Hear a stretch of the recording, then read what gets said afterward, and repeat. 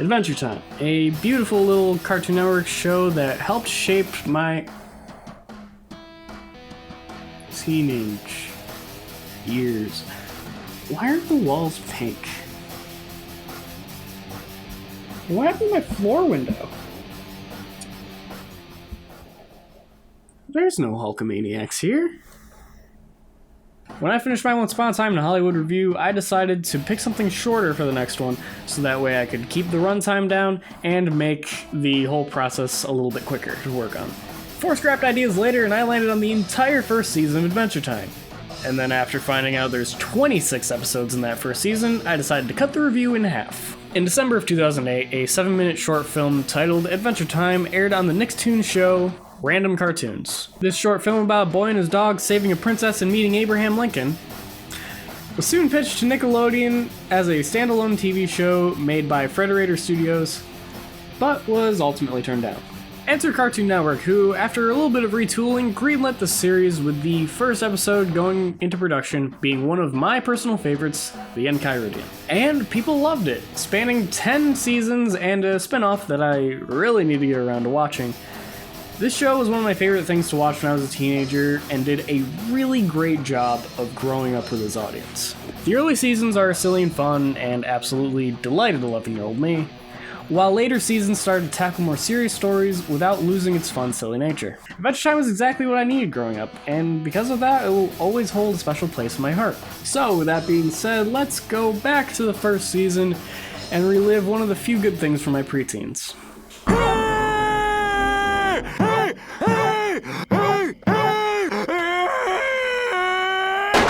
The first episode introduces a lot of characters, most importantly Finn, Jake, Jake's girlfriend Lady Rainicorn, and the leader of the Candy Kingdom, Princess Bubblegum. Throughout the series, the princess goes by Bonnabelle, Bonnie, PB, Peebles, and P-Bubs. I will use all of these interchangeably with no rhyme or reason until I settle on one I like or forget about this bit altogether. Most likely the second one. The plot sees Peebles trying to bring candy people back to life and accidentally making zombies in the process. I mean, it was 2010. In order to stop the zombies from killing the citizens of the Candy Kingdom, Finn and Princess Bubblegum lock all of the candy people, as well as Jake and Lady Rainicorn, in the castle and tell them that they're having a slumber party.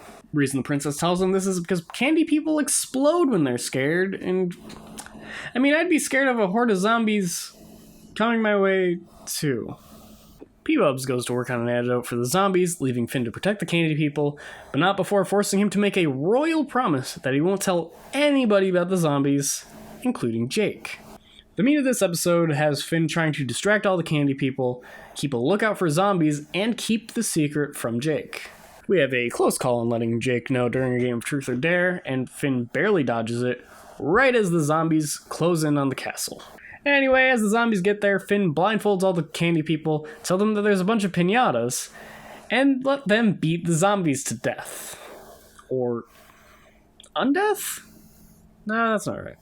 After the candy people defeat the zombies, Jake returns and Finn spills the beans, breaking the royal promise. Finn and Bonnie both get swept up by the Gumball Guardians, and Finn goes on trial for breaking the promise, with the only way to escape his apparent death penalty being to answer a math problem, in this case being 2 + 2. Finn sheepishly answers, is freed, and the princess is able to finish her antidote and bring all the zombies back to life. Uncle Chewy! Grandma! Oh, my dead relatives! Starchy! Morning! This episode ends with Peebles trying to teach Finn not to break royal promises, and Finn not really catching her drift. This episode was a great way to start off the series and helped lay the groundwork for the overall arc of Finn the Human. The only thing I don't like is how hard they try to drive home Finn's crush on Bonnabelle. However, I understand them wanting to get that point across pretty quickly. Hey, don't squeeze me apart!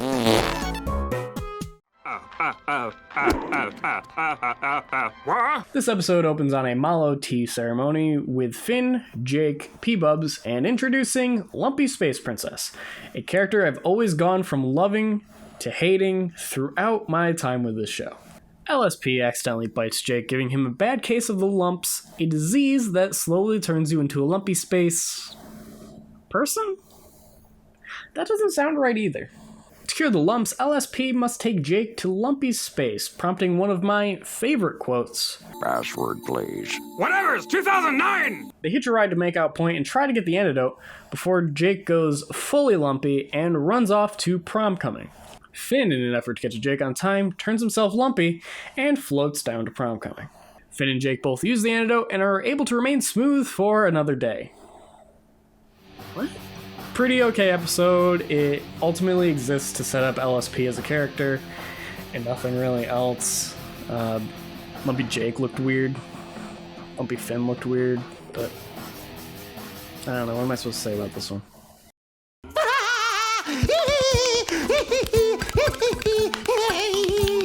Nice try, boy.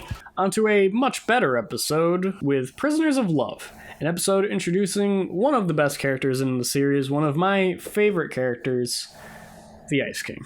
This episode starts off with Finn and Jake using each other as snowboards before crashing into the Ice King, who demands to know why the two of them are there, prompting some classic Finn and Jake banter. Yeah, there's a big sleepy lava man in our front yard, and he is so hot. Mm-hmm. Wait, no, I take that back. I mean, not like sexy hot. No, you do mean sexy hot. No, I mean, I don't care. The Ice King attacks them with snow monsters, freezes them, and takes them home so he can throw them in his dungeon. After getting frozen, Finn and Jake vow to free all the princesses trapped with them, prompting the Ice King to refreeze Jake so that he can't stretch into a key. Ice King later gets upset that the princesses aren't having any fun and forces them to make music with him. This gives Finn the idea to have all of the princesses pretend that they're having fun so that they can trick the Ice King into joining them in the cell and give the princesses a window to escape. The Ice King is skeptical at first, but eventually falls into Finn's trap as Finn beats the crap out of him, giving the princesses time to escape and hitting him so hard that he sees the Cosmic Owl. The Cosmic Owl is a powerful entity who is all-knowing and can tell people their future. The Ice King asks the Cosmic Owl why no one likes him. The owl tells him it's because he's a sociopath, prompting the Ice King to call him A big nerd. Hey, why don't you try being cool like me? He then rockets off into space as Finn and Jake run off with all the princesses. This one was much better than the last episode. It does a great job of introducing the Ice King, uses all the princesses very well, and really shows the relationship that Finn and Jake have. And this one's a holographic unicorn, but it doesn't have a horn. Tree Trunks. Tree Trunks. I love Tree Trunks. She is such a sweetheart. Yes, she is. I got very close to calling her enough, and I don't want to. Whoa. Okay. Okay, now, hold on. On to an episode I absolutely love, even if it's only for one moment. This episode, as you could probably guess, is about the beautiful Tree Trunks. A little old elephant who loves nothing more than making apple pies. I've been a lonely man for most of my life. I never knew that love could cut me like a knife. We open on Finn and Jake slicing apples with a sword before they're called back inside by Tree Trunks, who makes them apple pie. The boys run inside to eat, however a fly lands on the pie, forcing Tree Trunks to throw it away. Flies wanted it, they can have it. Tree Trunks gives the boys a new pie, and as they dig in, tells them about her dream of finding and picking the crystal gem apple. Finn and Jake, after hearing this, take Tree Trunks on an adventure to find the crystal gem apple in the evil forest. Throughout their time in the evil forest, Tree Trunks keeps getting into trouble, almost dying on 3 separate occasions, and gets Finn hurt in the process. After the third run-in, Finn gets fed up with Tree Trunks, blows up on her, and makes her cry as she runs off. Poor Tree Trunks. She doesn't get far, however, and almost immediately runs into the crystal apple and a crystal guardian. Finn and Jake try to fight off the guardian, however it mirrors all of their moves, making it nearly impossible to beat with force. They soon realize that the only way of beating it is by fighting it, Tree Trunks style, by simply saying it's okay for Tree Trunks to bite the apple, which the guardian repeats. Hey, Crystal Guardian, are you okay with Tree Trunks taking a bite of that apple? I'm okay with it. And I'm stupid. Tree Trunks bites into the apple and almost instantly explodes, before showing her running inside a wall of crystals. She Jesus Christ. I love that. That's probably one of my favorite endings in all of Wait, that's the end? That was the end of the episode. What? I don't remember it ending like that. This, right off the bat, was one of my favorite episodes, with the ending being shocking as hell, seeing Tree Trunks presumably dying. The whole episode just builds this tension with Tree Trunks constantly almost killing herself, making it just so much more heart-wrenching when she seemingly does. I love it so much. Also, Tree Trunks can fucking get it. I think your dog finally fell into my stomach. This episode opens up with a party at the Candy Kingdom that is halted by... Okay, I'm gonna do it. Okay. That's not Cinnamon Bun. Anyways, Cinnamon Bun tries to do a backflip, hits the tower that Peoples is sitting in, breaks it, and causes the princess to plummet to the ground, only to be saved by Finn. I really like this shot. I like how they did this. Ooh. I forgot about that. That was nice. As a reward, Bonnie tells Finn about the Enchiridion, a hero's handbook that plays a huge part in future episodes. Finn and Jake then go on a quest to Mount Cragdor to retrieve the Enchiridion, and as they arrive to the gates, meet Keeper, spelled Key-Per. Only the truest, most worthy hero can receive the hero's Enchiridion and walk out these doors again. One of my favorite one-episode characters. Keeper tries to get Finn and Jake to solve a riddle to open the door, but before he can finish, Finn lifts him up, sticks him in the keyhole, and unlocks the gate himself. As Finn and Jake head off on the rest of their adventure, Keeper warns them, You've passed the first trial, young heroes, but prepare yourselves, for there are many trials ahead of you. And each trial is more treacherous than the last. I fucking love Keeper. The first trial tests Finn's morals as he saves some gnomes from a lava pit, allowing them to destroy old ladies. Finn runs off, being ashamed of what he's done and being unsure where he lied, as Jake shoves the gnomes back into the lava. After consoling Finn, Jake gets eaten by a giant and subsequently thrown up after Finn uses the giant's dollar as a hang glider and kicks him in the gut. Finn folds the dollar into a paper airplane and flies it back to the giant because he's no thief, and he faces his final trial. A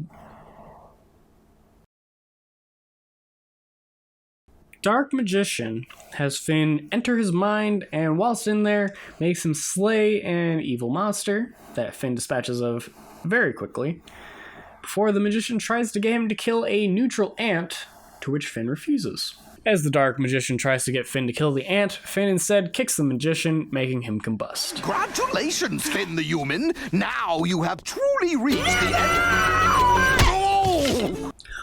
Why? Finn kicks poor Keeper in the gut before meeting Manish Man the Minotaur and earning himself the Enchiridion. I love this episode top to bottom. My only complaint is that because of the 11-minute runtime, this episode felt a little bit rushed, which is a problem that the show has with a few of its episodes.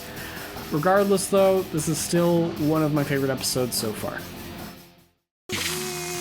You think we fed the wrong hole? This episode starts with Finn and Jake bringing a family of food they saved back to their home, as you do, and Finn saying to them in an auto-tuned voice he got by swallowing a computer. On their way back to the treehouse, they run into this little whistling creature they end up calling the Jiggler. Finn and Jake, after playing with the Jiggler for a bit, decide to take him home and keep him as a pet. They then party deep into the night, and the next morning try to feed it grapes, or purple whatevers, which starts to make him sick. Finn and Jake, then trying to figure out what the Jiggler eats, draws different types of food so that he can show them. However, the Jiggler instead eats the drawings. Dude, you eating me is just as bad as the Jiggler eating me. Well, I taste awesome. I bet you do. The Jiggler then gets even more sick, spewing pink fluid all over, making Finn and Jake plug all of his holes, which causes the Jiggler to explode. Jiggler! Finn and Jake are able to kind of put the Jiggler back together, allowing him to paint a picture of his mother and showing the boys where to take him. They take the Jiggler to his mother's nest, however she rejects him due to him not having his mother's scent. Finn and Jake quickly learn to fix this by tossing the Jiggler into the mother's pink fluid, giving him her scent, and instantly healing him. And that's where they end it. Whilst this isn't my favorite episode, it is a core episode that helps establish Finn and Jake's relationship. And those episodes are really what got my interest early on, so I have to give it credit for that. Overall, it's a solid episode, just not one I'm really dying to revisit anytime soon. I'm gonna smooch that heart! It will be my bride! This episode begins with the Ice King kidnapping Princess Bubblegum before Finn and Jake catch up to him, blind him with a snowball, and convince the Ice King to kiss Jake's butt that's stretched out to look like Princess Bubblegum. You just kissed Jake's butt. The Ice King accepts defeat and flies off with his weirdly detailed feet on full display. People throws a party for our heroes, and we cut to Finn and Jake on their way later that night. On the way there, Jake tells Finn, I bet you wish you were my butt. What? I bet you wish you were my butt, because then the princess, No, wait. I bet you wish you were the Ice King and the princess was my butt. What? Oh! I bet you wish Bubblegum would kiss you too, like the Ice King and my butt. They arrive at the Candy Kingdom and see Ricardio, played by George Takei, giving a best friends massage to Lumpy Space Princess before meeting Bubblegum and making Finn jealous. Finn tries to get PB away from Ricardio by doing the science dance and ends up embarrassing himself in the process. Finn and Jake afterwards debate whether or not he's evil, something Jake isn't fully convinced of. And later on, when they can't come to a consensus, decide to go on a stakeout and see him beating up the Ice King. Still not agreeing on Ricardio's alignment, Finn and Jake confront him. Oh, yeah? Yeah. Oh, yeah? Yeah. Yes. Oh, yeah? Yeah! Oh, yeah? Yeah! Yeah! Finn punches Ricardio in full view of Princess Bubblegum, upsetting her before she heads to the castle with Ricardio. Finn begins to doubt whether or not Ricardio is evil before Ice King, so sickly that even his crown has lost its luster, arrives and tells them how Ricardio came to be. After flying off empty-handed earlier, Ice King had tried to cast a spell that would give him control of people's heart, but instead ended up losing control of his own, therefore creating Ricardio. Hearing this, Finn and Jake rush to the castle and find the princess tied up by the evil heart. Long, Finn. Now I'm going to cut out Princess Bubblegum's heart and make out with it. Finn handily beats up Ricardio, who, to be fair, is just a walking internal organ. But before hitting the final blow, Finn's interrupted by the Ice King, who places Ricardio back in his chest where he belongs.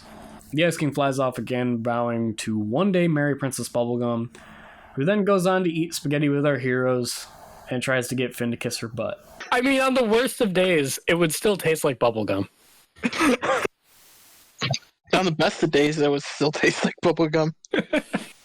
So it's like... I think that's all we need to sum up that episode. Yeah. George Takei is a disgusting heart, and Princess Bubblegum probably tastes like bubblegum.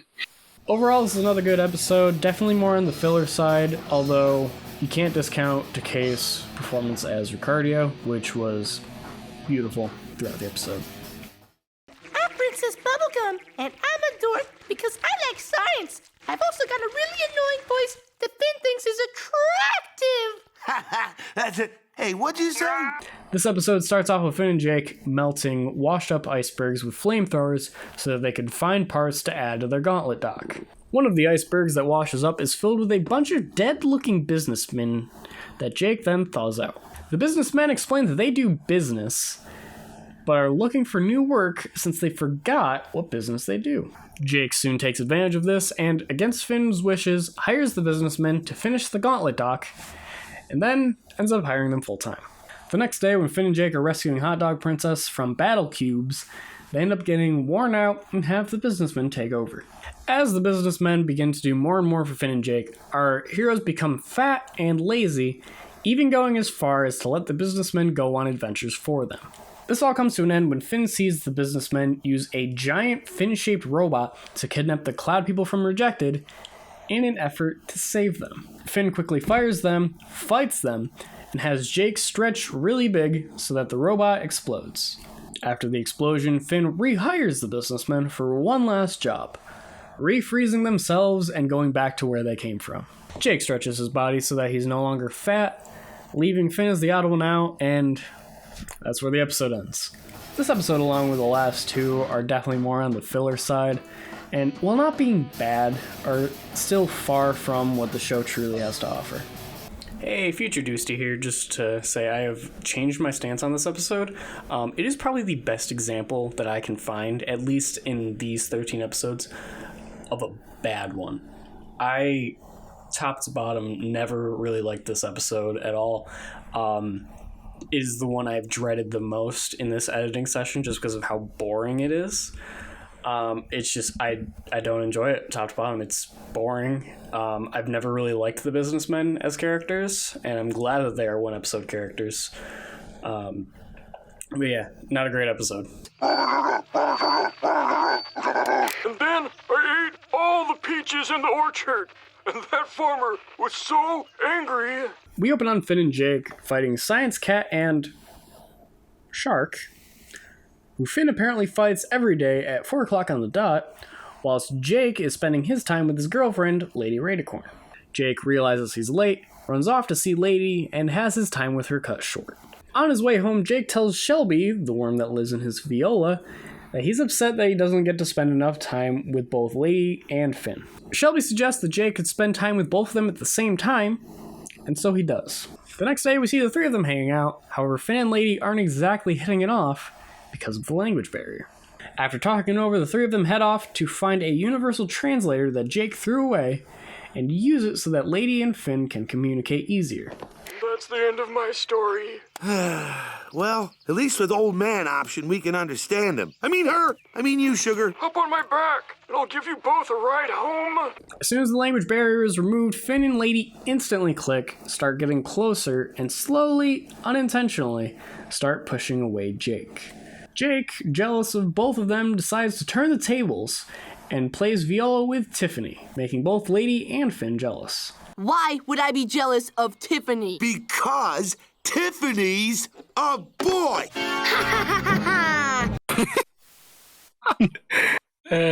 Dustin, is that baby you? Nah, I was never that blonde. Besides that, though, yeah. He actually kind of looks like my brother. Because my little brother has a blonde mullet. Of course he does. Fucking course he does. And he's starting to get in the dirt stash, too. Finn and Tiffany begin to duke it out, whilst Jake and Lady make up and decide to throw out the translator. Finn defeats Tiffany, who vows revenge, before Finn, Jake, and Lady agree to always be stupid forever. This episode was still a little bit on the filler side, but not as much as the previous few. Whilst it didn't do too much for the overall story, it was still definitely a very fun one to watch. You just kissed a boom boom baby, so don't expect any more sugar from me, sweetheart, until we wash your dirty, dirty face. Memories of Boom Boom Mountain is probably one of my favorite episode titles ever. It's a name that sticks with you like a shit-covered leaf, and it just gives a great idea of what happens in the episode without giving too much away. The name is basically perfect. Memories of Boom Boom Mountain follows Finn trying desperately to fix everyone's problems, whilst constantly facing and often creating new ones. The main problem is the band of marauders want a roughhouse, however the sight of this makes a nearby mountain sad.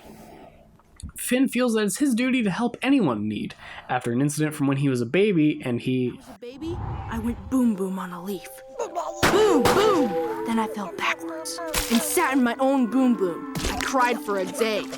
Finn keeps trying to simultaneously keep both the mountain and the marauders happy before being bombarded with even more problems, which overwhelm him. After a flashback that gives us our first look at Joshua and Margaret finding Finn still sitting in his boom boom, Finn is able to come up with a solution that is able to fix everyone's problems all at once, and the episode comes to a close. This is a very fun episode with an even more fun name. It gives us our first bit of Finn's backstory and just overall is a great episode. I love this one. I love the name. One of my favorites. Hands down. So, you wish to be inducted into the ancient order. Dang it, Leonard. If we don't talk at the same time, nobody can understand us. Sorry. Jeez. And we go from one of the best titles into the series to one of the worst. This episode was originally going to be called Finn the Wizard, but was renamed to just Wizard. Ah well. The episode itself is actually a pretty good one, with Finn and Jake both training to become wizards. Obviously. The two of them are discussing what a demon heart would taste like, as you do, when a skeleton offers them free wizard powers. Finn and Jake accept and are teleported to a temple where they meet Bufo, a group of 9 wizard tadpoles living inside of a frog's throat. Bufo has Finn and Jake complete tasks to earn powers of... Behold. I'm doing this? So, I have... Yes! Mastery over all dust motes. varying usefulness, before getting to the final star on their wizard cloaks. Jake decides not to do his final task, content with the powers he already has, as Finn takes the pledge of ultimate responsibility and is forced to use his powers to stop an asteroid from hitting the entire village for the rest of his life.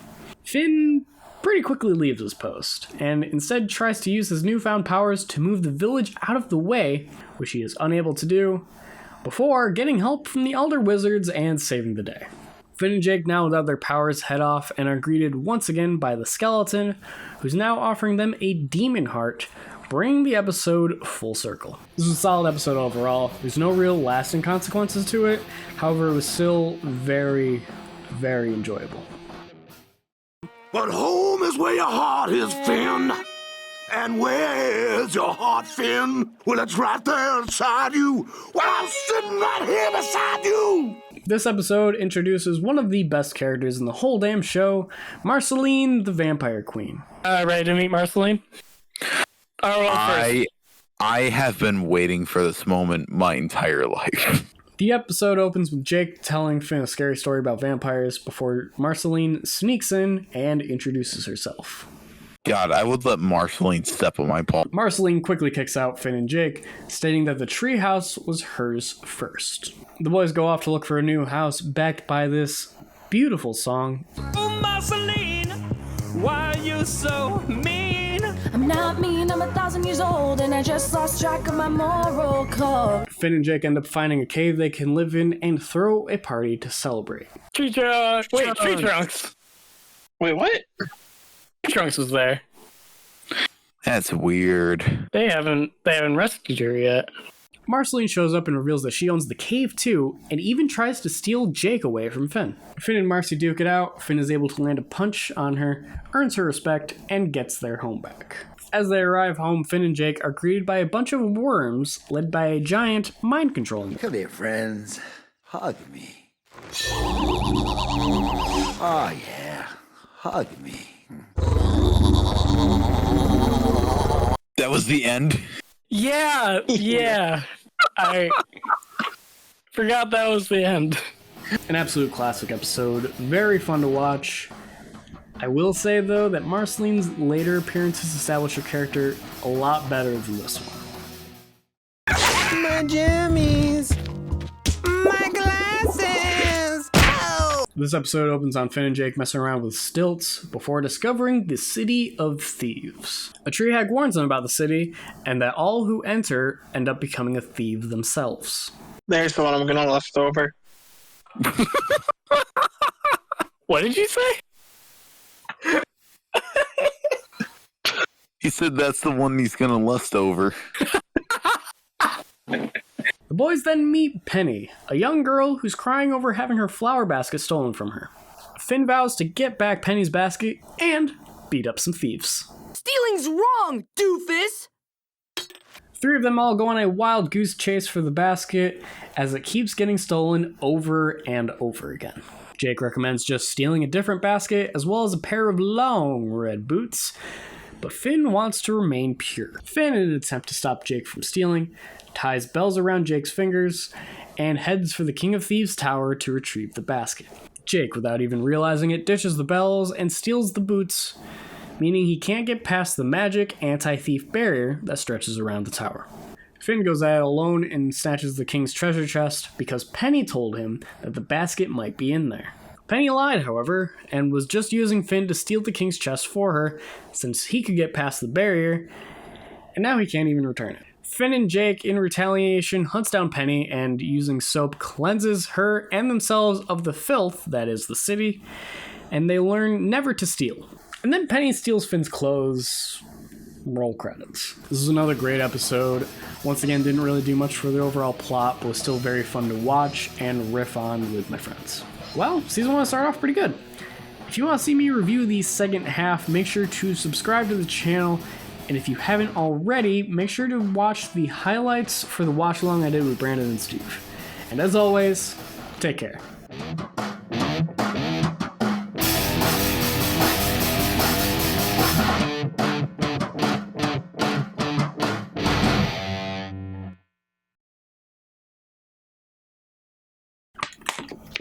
Did I add any MILF jokes?